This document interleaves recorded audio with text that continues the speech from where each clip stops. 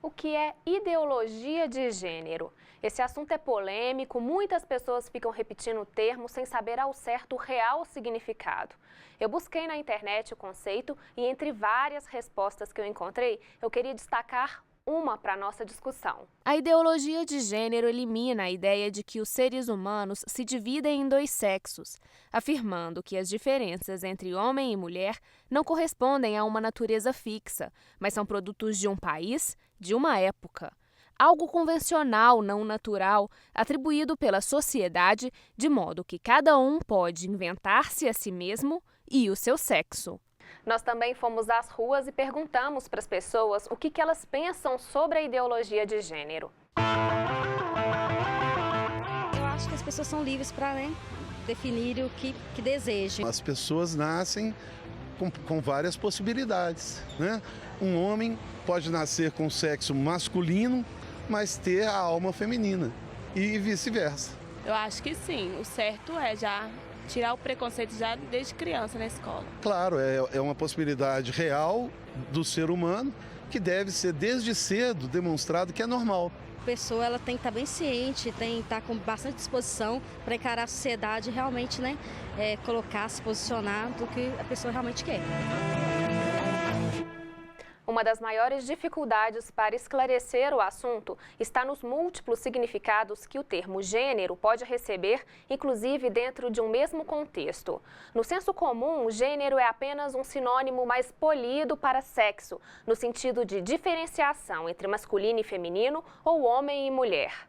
Vamos ver agora o depoimento da Tereza Brant, mineira, de 23 anos, nasceu menina e aos 20 anos passou a fazer tratamento com hormônios para cultivar um corpo masculino. Meu nome é Tereza Brant, tenho 22 anos, sou modelo. Tô bem de baixo pra poder subir, tô bem de cima pra poder cair, tô dividindo pra poder sobrar, desperdiçando pra poder faltar. Eu diariamente posto mensagens, fotos, sempre tentando retratar de uma certa forma delicada e ao mesmo tempo simples. Tirar essas coisas, esse bicho de 7 cabeças que as pessoas veem nas mudanças físicas, assim, de homem que quer ser mulher, aí vai, faz tratamento, vira uma mulher. Então eu procuro tratar da forma mais tranquila e uso da sinceridade para isso. É uma luta diária. As pessoas ainda não mudaram a forma de pensar em relação às outras. Elas não têm muito respeito. Talvez elas falam uma coisa na sua frente e esperam você virar as costas para dar outra opinião. Devagarinho pra poder caber, bem de leve pra não perdoar. Tô estudando pra saber ignorar, eu tô aqui comendo para vomitar. Para conversar com a gente sobre ideologia de gênero, nós recebemos aqui no programa o Luiz Carlos Rena, professor de psicologia da PUC Minas.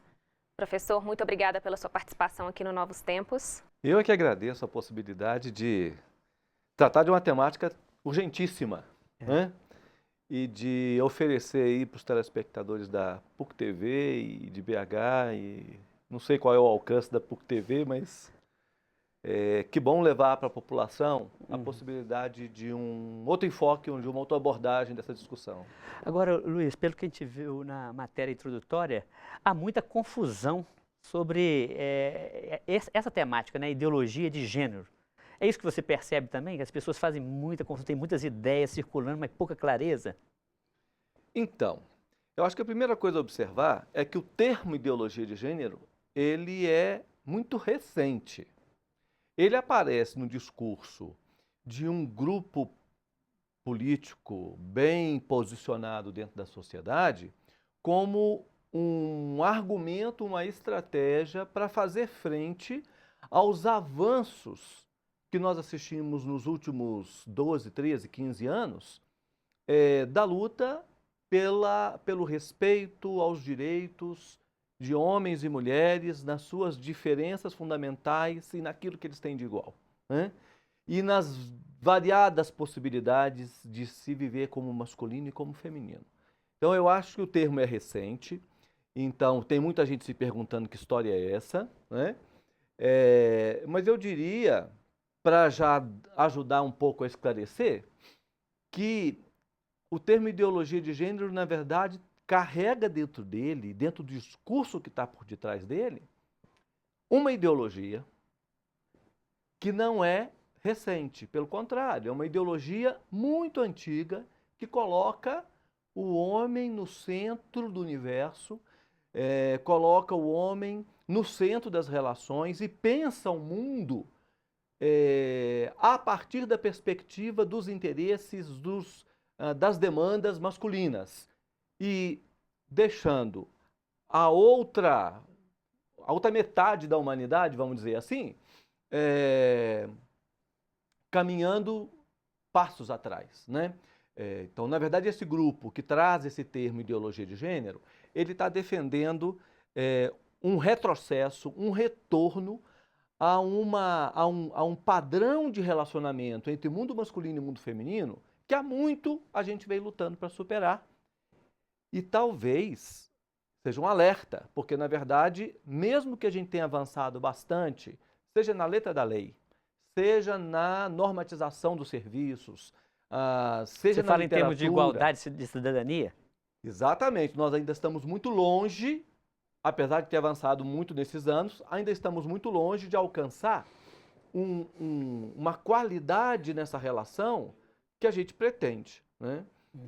E eu vou te dizer uma coisa, se o mundo, se nós, homens e mulheres, se a humanidade tivesse alcançado um patamar mais elevado do ponto de vista civilizatório, essa discussão nem caberia. É meio absurdo a gente pensar que nós estamos entrando no terceiro milênio, tendo que discutir e encarar um grupo que propõe manter a mulher, manter o mundo feminino a alguns graus abaixo, né, dos interesses, dos direitos, das propostas, do que se quer e do que se pensa que seja o mundo masculino. Né? Gostaria que você comentasse, Luiz, esse conceito inicial que foi lido de ideologia de gênero, porque tem muitos conceitos rodando nos livros, na internet, nos meios de comunicação, mas foi escolhido pela nossa equipe de produção esse para abrir o nosso bate-papo. O que você acha dessa definição? Enquanto exemplo, está perfeito. O texto aí expressa de forma muito inequívoca, muito clara, o que pensa esse grupo que quer resgatar uma ideia de masculino e feminino da Idade Média, né? Vamos dizer, da Idade Média, para não ir lá mais atrás um pouco. Não aceitar, não acolher, e esse conceito expressa isso, esse conceito reduz a definição do masculino e do feminino à sua natureza, à sua biologia, e despreza, ignora toda e qualquer importância da cultura, toda e qualquer importância da história no processo de construção das subjetividades, né?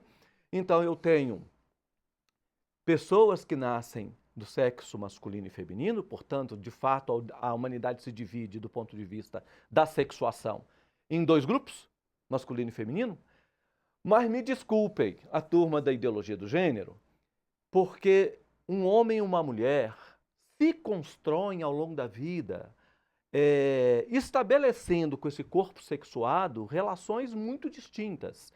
O que esse conceito tenta resgatar, recolocar no debate, é uma visão que não aceita a possibilidade de que eu, Luiz, ao longo dos meus 57 anos de vida, né, depois de 30 anos de casado com a esposa que tenho, depois das 3 filhas que nasceram, não tenha mudado. Eu mudei. O meu jeito de viver como homem, ele foi impactado por essas experiências fortes que eu agreguei à minha biografia. Ignorar isso é querer tampar o sol com a peneira. Então, né? A questão cultural, a questão de gênero, ela abordaria mais a complexidade que é a sexualidade humana. Ela não deveria ser vista como algo reduzido ao biológico, é isso? Perfeito. Se eu insistir na ideia de que o que define o comportamento de um homem e de uma mulher é a sua natureza biológica, nós vamos nos colocar nos níveis dos animais. A gente não vai dar conta de fazer a passagem para um outro patamar quando eu reconheço que homens e mulheres, para além de serem sexuados, geneticamente, estruturalmente no seu corpo, homens e mulheres, ao longo da vida, constroem uma sexualidade humana que é um privilégio, que é uma particularidade apenas dos humanos. Essa sexualidade, ela é, então, atravessada pela experiência religiosa, pela experiência de escola, pela experiência de família, pela experiência de mídia, pela experiência de território onde esse sujeito vive e sobrevive. Eu estou falando de algo que me transporta para a antropologia, né? Eu reconheço o ser humano enquanto biológico, evidentemente, eu não descarto essa ideia, inclusive o desejo sexual passa pela condição biológica, mas eu particularmente não posso aceitar a ideia de que eu sou apenas natureza. Nós vamos continuar esse assunto daqui a pouco, depois de um breve intervalo. Ana Carolina. Vamos fazer uma pausa para um breve intervalo. Daqui a pouco nós voltamos com a nossa conversa sobre ideologia de gênero. Não saia daí.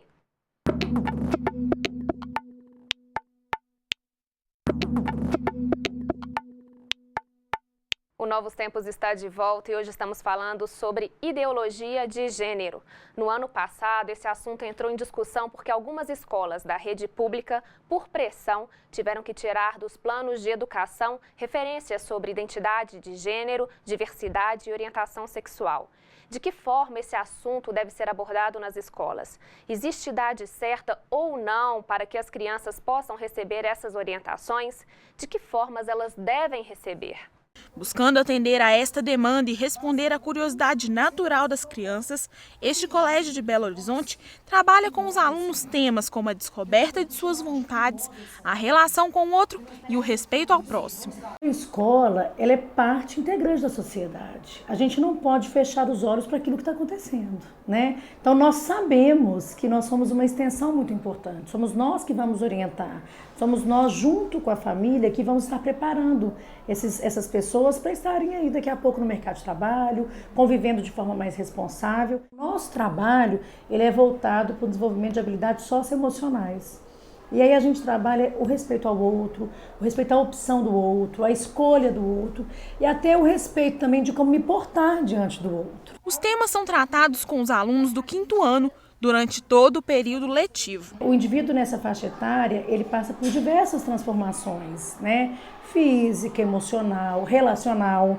Né? A gente percebe as primeiras mudanças de relação entre meninos e meninas, o primeiro encantamento, né? Eu realmente me apaixono por alguém, eu posso ser amigo de alguém do gênero oposto. A gente percebe que nesse momento a relação da diferença dos gêneros, ele fica mais exacerbado, né? Os meninos começam a ver as meninas de outra forma e vice-versa, as relações começam a mudar. Por isso a gente começa realmente a trabalhar no 5º ano de uma forma mais intencional. Para o projeto funcionar efetivamente, é importante a participação da família. Nós fizemos um convite a uma psicóloga, que também é sexóloga, e ela veio falar sobre por que se estudar educação sexual, né? Por que a gente deve responder às curiosidades naturais dos nossos filhos. Nesse primeiro encontro, os pais tiram dúvidas, trazem situações vivenciadas em casa, relatam situações que percebem dos filhos e são esclarecidos e informados como devem atuar. Tem coisa relacionada com o nosso corpo humano? Que você... Exatamente. Aí trabalhamos essa dualidade. Sueli é professora de Ciências e Matemática. Ela é uma das responsáveis por tratar com os alunos os temas de sexualidade e diversidade. Eles têm curiosidade, eles querem saber e querem aprender para viver melhor. Então eles vêm com o coração aberto, com muitas dúvidas, muitas perguntas. E os pequenos têm opinião forte. As pessoas que têm preconceito, que agridem o outro por causa disso, eu não aceito. Eu acho isso não só que não pode fazer isso, mas também desnecessário. É a opinião da pessoa. A pessoa tem a vida dela, ela pode fazer o que ela quiser. Você tem que respeitar a opinião dela. Tem que respeitar o que ela quer fazer da vida. A gente não é todo mundo igual, porque a gente não é um clone. E a gente tem que respeitar os outros, porque você também gostaria de ser respeitado. E quando a gente respeita o outro, ele vai gostar e também você fica feliz de estar vendo o outro ficar feliz. Professor, existe idade certa para que as crianças possam ou não receber orientações? Excelente pergunta, né? É mais ou menos como perguntar se existe uma idade certa para a gente aprender a falar, né? Mais do que saber a idade certa, é saber como e o que conversar com qualquer criança a partir de qualquer idade. E aí eu digo para os meus colegas professores da educação fundamental, da educação infantil, e digo aos pais que não vale mentira. Porque mentira tem perna curta. E a criança, ela tem antenas muito ligadas e elas percebem quando a gente tenta enganar. Se eu acolho a sexualidade como uma parte da minha existência e eu quero lembrar aos meus irmãos cristãos de qualquer igreja que Deus nos fez assim. Curiosos, buscadores. Deus né? nos fez seres de desejo. Deus nos fez seres com potência sexual, homens e mulheres. Querer apagar, passar uma borracha nesta dimensão da vida humana, é um desrespeito a Deus, é um desrespeito à tradição das igrejas, né? Leiam Cântico dos Cânticos, né? Nós vamos encontrar ali uma ode, um elogio a essa experiência humana tão importante que é a experiência do prazer, né? Evidentemente que a sexualidade tem as suas 3 funções fundamentais, que é a procriação, a reprodução, que é a questão do prazer, mas tem também a dimensão do amor e da comunicação, né?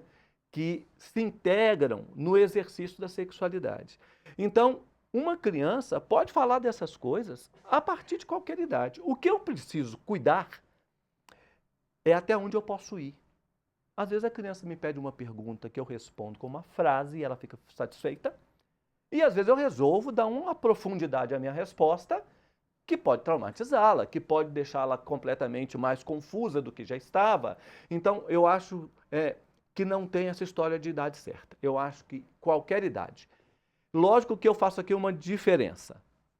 Crianças, primeira infância, primeira fase do ensino fundamental, eu acho mais interessante que o educador esteja preparado para responder o que vier. E necessariamente o educador não precisa chamar para si a tarefa de provocar a discussão, mas está pronto para responder. E se prepare, porque virão, né? Virão. Quanto antes, né? Virão. A partir da 5ª série ou a partir do 3º ciclo, eu acho que toda escola tinha a obrigação de oferecer projetos de educação afetivo-sexual como espaço de escuta desse sujeito em desenvolvimento, desse sujeito em crescimento, e cujo crescimento também alcança a dimensão da sexualidade. Nesse período, ele já está se deparando com o desejo e ele precisa saber o que fazer com isso. É por isso, Luiz, que nós vamos ver o nosso quadro hashtag, o que as pessoas estão dizendo sobre trazer essa problemática para dentro da escola, né, e etc.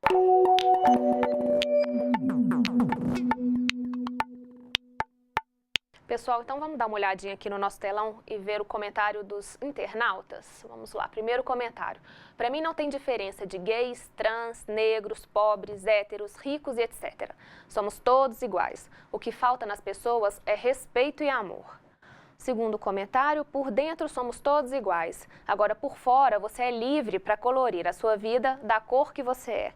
E o último, vocês têm medo da ideologia de gênero nas escolas porque têm medo que seus filhos saibam que eles podem ser livres e viver da forma que quiserem. Então, Luiz, o que interessante, essas provocações aí te fazem pensar? Eu queria reagir primeiro à primeira colocação e dizer o seguinte: nós temos diferenças. E a gente tem o direito de ser tratado diferentemente naquilo que nós somos diferentes, né? Então, vamos pensar a questão do negro como exemplo. 500 anos de ocupação do território brasileiro. Recentemente, a gente reconheceu que os negros não poderiam ser escravos. Tem uma dívida aí imensa que justifica um tratamento diferenciado para quem foi, ao longo de séculos de história, colocado numa condição subalterna. Como, por exemplo, o sistema de cotas para a inclusão social. Exatamente. Aí, heterossexuais e gays não são diferentes? São diferentes. Em Betim, nós tivemos uma conferência municipal de saúde articulada com uma conferência de direitos da população LGBT, que se deu uma discussão muito importante sobre a questão do banheiro. Eles são diferentes. O que não nos dá o direito de colocá-los numa segunda categoria ou numa categoria inferior. Em termos de cidadania, em termos de cidadania e de direitos. Então, assim, nós temos que tomar cuidado. Quer dizer assim, nós somos iguais em muitas coisas, mas naquilo que nós somos diferentes, e ainda bem que somos, porque senão o mundo seria uma monotonia, né? Naquilo que nós somos diferentes, a gente precisa receber um tratamento diferenciado, né? A terceira colocação, medo da ideologia de gênero, porque a meninada pode começar a transar mais cedo. Ou descobrir que eles são livres para ser homo ou hétero. Fazer sua escolha, né? Se é que é uma escolha. Se é que é uma escolha. Se é que é uma escolha.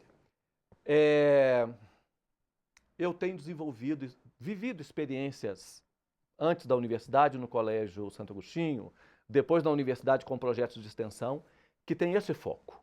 Levar para a escola a discussão sobre masculino e feminino, afeto, sexualidade, relacionamento interpessoal, intimidade.